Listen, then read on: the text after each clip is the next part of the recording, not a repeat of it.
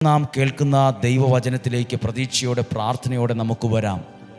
യോഹന്നാൻ്റെ സുവിശേഷം, വിശുദ്ധ യോഹന്നാൻ്റെ സുവിശേഷം 4-ാമത്തെ അധ്യായം, യേശുവും സമറിയാക്കാരി സ്ത്രീയും എന്നുള്ള വിഷയമാണ്. സമറിയാക്കാരി സ്ത്രീ വെള്ളം കോരുവാൻ വന്നപ്പോൾ യേശു പറഞ്ഞു, എനിക്ക് കുടിക്കാൻ അല്പം വെള്ളം തരിക. ഉടനെ ആ സമറിയാക്കാരി സ്ത്രീ പറഞ്ഞു, നീ ഒരു യഹൂദനാണ്, ഞാൻ സമറിയാക്കാരിയാണ്. യഹൂദനും സമറിയാക്കാരും തമ്മിൽ സമ്പർക്കമൊന്നുമില്ലല്ലോ, പിന്നെ നീ എന്തിനാണ് എന്നോട് കുടിക്കാൻ ചോദിക്കുന്നത്?